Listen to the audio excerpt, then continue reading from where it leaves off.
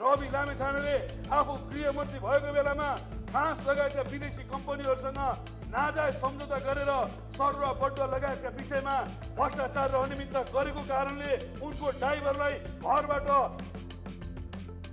हतारेर घरबाट घचेडेर मारेको र अवैध सम्पत्ति कमाएको कारणले उनीमाथि सम्पत्ति शुद्धिकरणको मुद्दा लगाएको। नेपालको कानुनले सम्पत्ति शुद्धिकरण लगायतका जघन्य अपराधहरूको मुद्दा फिर्ता लिन पाइँदैन। अहिलेको महान्यायाधिवक्ताले रविको नोक्कर भनेर त्यो मुद्दा फिर्ता लिएकी छन्। त्यो मुद्दा फिर्ता लिएर उनी रविलाई सांसद बनाउन चाहन्थिन्, उनी रविलाई मन्त्री बनाउन चाहन्थिन्। अहिलेको महान्यायाधिवक्ता जसले डिम्बको कारोबार गरे बापत उनीमाथि गम्भीर आरोप थियो र उनी महान्यायाधिवक्ता भएपछि त्यो कारोबारवाला मुद्दा फिर्ता गरिन्।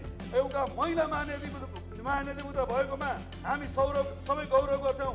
एउटा 13 वर्ष बालिकालाई भएको हिंसाको विषयको मुद्दा उच्च अदालतबाट सफाई दिनको निमित्त सेटिङ गर्दै सर्वोच्च अदालतमा नलैजाने फैसला गरेकी छिन्। अहिले रवि लामिछानेको सम्पत्ति शुद्धिकरण र सङ्गठित अपराधसित सम्बन्धित मुद्दालाई उनले जुन ढङ्गले फिर्ता लिएकी छिन्। त्यही भएर महान्यायाधिवक्ता कानुनको संरक्षक होइन, सरकारको कानुनी सल्लाहकार होइन, अपराधको संरक्षक भएकी छन्, अन्यायको प्रतीक भएकी छिन्। यिनलाई तत्कालै कुर्सीबाट सडकमा ल्याउनको निमित्त म सबै हाम्रा जनसङ्गठनहरूलाई अनुरोध गर्न चाहन्छु। जहाँसम्म बालनको कुरा छ, ढाबा जाँदैछन् रे साथी भनेर हल्ला सुनिएको छ, म अनुरोध गर्न चाहन्छु उनका स्टेटमेन्टहरू हेरियो। उनले भनेछन् भूकम्पको दौरानमा 2500 घरहरू मैले बनाएँ। एउटा घर देखाउनुहोस्, कहाँ बनाउनु भयो त्यो घर?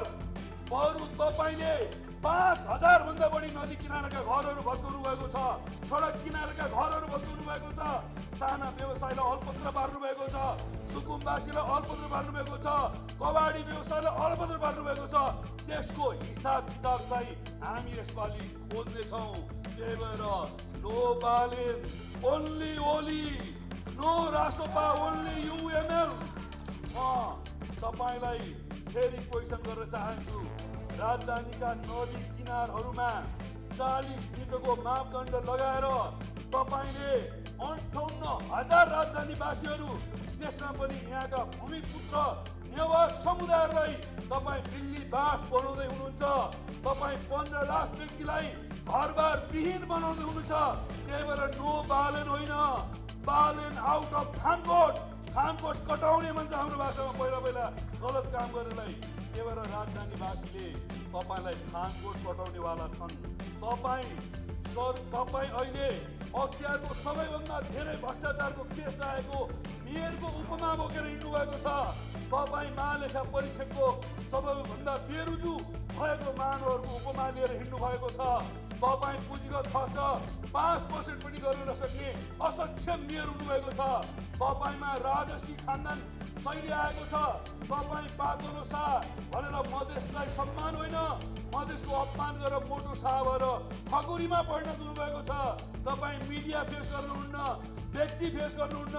तपाईँले 3 वर्षसम्म भेटेको व्यक्ति त हाम्रो सब्जेक्ट केपी ओलीज्यूले एक रातमा भेट्नुहुन्छ। हिजो पनि 3:30 बजेसम्म उहाँले व्यक्ति भेटिरहनु भएको थियो र एक दिन मात्र होइन, 10औं दिनदेखि उहाँको दिनचर्या यही ढङ्गले अगाडि बढेको छ। त्यही भएर no Balen only Oli, no Raspa only UML, यसपालिको नारा यही हो।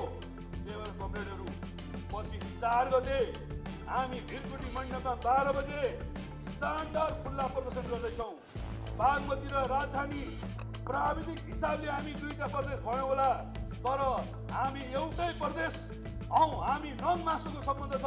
म डाक्टर राजन भट्टराईलाई पर्सिको कार्यक्रममा अहिलेदेखि नै निम्तो दिन्छु, उहाँले पनि शुभकामना दिनुहुन्छ। प्रमुख अतिथि सम्माननीय पूर्व प्रधानमन्त्री केपी शर्मा ओलीजी हुनुहुन्छ। 4 गते 12 बजे भिरकुटी मण्डपमा हामी जम्मा हुनेछौँ अनि प्रज्ञा प्रतिष्ठानमा हामी जानेछौँ र देखाउनेछौँ राजधानी र बागमतीको नेकपा एमाले पत्रो छ।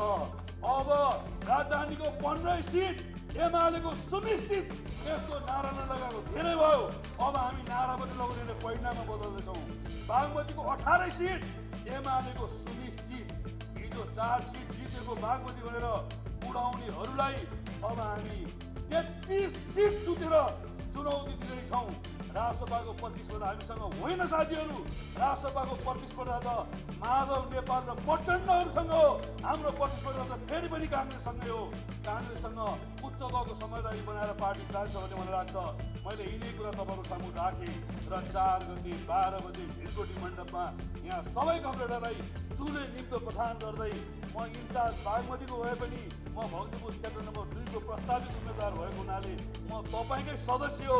त्यो कारणले मैले यति आह्वान गर्ने हक पनि राख्छु। तपाईँहरू सबैलाई चुले निम्तोको आह्वान गर्दै म यहाँबाट बिदा हुन्छु। हस् त, धन्यवाद। अभिवादन। रासला।